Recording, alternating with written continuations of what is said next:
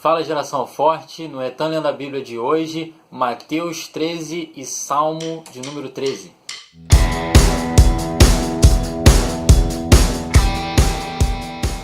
Em Mateus 13 nós vemos que Jesus começa a falar para uma multidão através de parábolas, ele cita várias parábolas.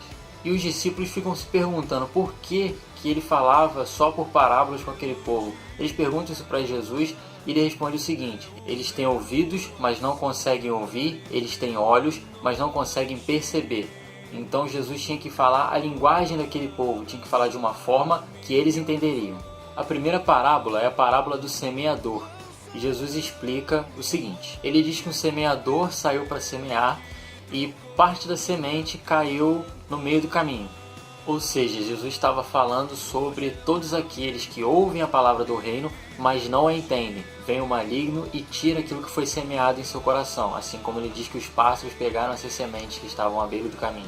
Depois ele diz que outra parte caiu em um terreno rochoso, logo floresceu, mas por não ter raiz, o sol veio, queimou e aquilo que tinha florescido secou. São aquelas pessoas que recebem a palavra, ficam felizes com essa palavra, mas elas não estão enraizadas, elas não têm raízes, não têm base, então vem logo o sol e queima, vem logo o maligno e faz com que isso tudo se seque. Vem as perseguições, a tribulação e ela não consegue permanecer com essa semente e fazer florescer. Depois ele fala que parte das sementes caiu em um terreno cheio de espinhos. Os espinhos então sufocaram e não deixaram que essa semente crescesse. Jesus explica que esses são aqueles que a fascinação desse mundo, as riquezas, sufocam e não deixam que essa semente floresça. Que o reino seja mais importante do que as riquezas e a fascinação desse mundo. E por último ele fala das sementes que caíram em boa terra. Essas sim frutificaram. Esses são aqueles que ouvem a palavra, compreendem e então começam a frutificar. Ou seja, nós precisamos buscar o discernimento, entender a palavra. Às vezes a gente conversa com certas pessoas que você sabe que ela não está entendendo nada que você está falando. Ela fica para você te olhando e... Vamos buscar entender a palavra de Deus. Segundo, nós temos que criar raízes, nós temos que ter base. Ah, João, você só fala disso. Ah, João, você vive falando de raiz. João, você só fala de criar base. Paga de ser chato, João. É importante que vocês criem raízes, tenham base, firmeza, para nunca se afastar dos caminhos do Senhor. Terceiro, aquelas sementes que caíram no meio dos espinhos. Nós não podemos deixar que as fascinações desse mundo, as preocupações, as riquezas venham nos impressionar. Nós temos que ter, em primeiro lugar, o foco no reino de Deus. Por último, devemos ser essa terra boa e dar frutos.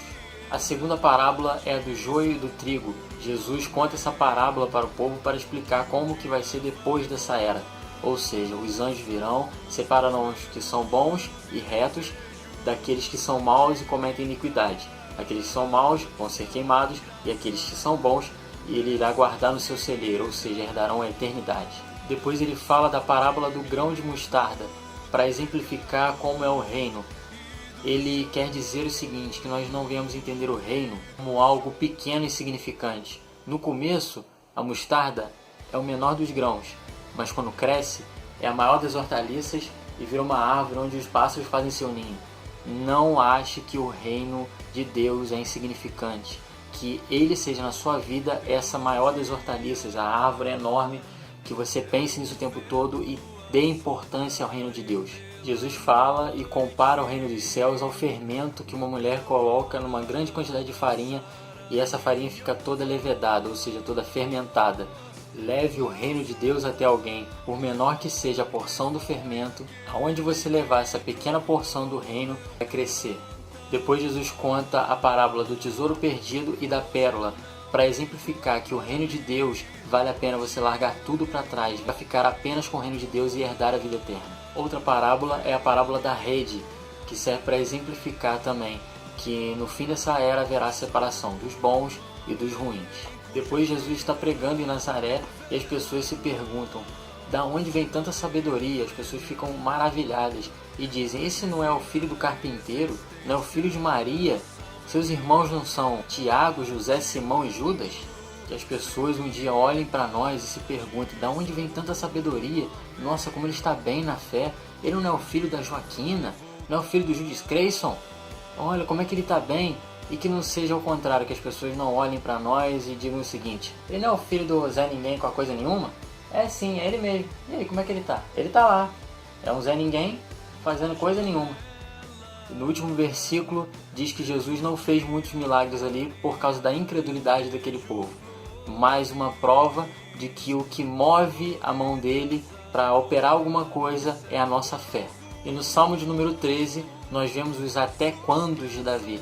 Ou seja, ele fica dizendo: até quando eu vou ficar assim triste? Até quando meus inimigos vão prevalecer contra mim? Até quando eu vou ficar nessa situação? Conosco não é diferente. Em dados momentos da nossa vida, nós ficamos nos perguntando: até quando nós vamos passar por isso? Até quando? Mas Davi, no último versículo, ele nos ensina o que nós devemos fazer. Ele cessa os até quandos e diz o seguinte: cantarei ao Senhor porque me tem feito muito bem. Ou seja, cante, adore, seja grato. Mas até quando eu vou cantar e ser grato? Até quando ele voltar. Depois que ele voltar, até quando durar a eternidade. Ou seja, para sempre. Seja grato, adore para todo sempre. Ele é merecedor de tudo isso. Então é isso, galera. Fiquem firmes, sejam fortes, continuem lendo a palavra de Deus. Graça e paz a todos. Tchau!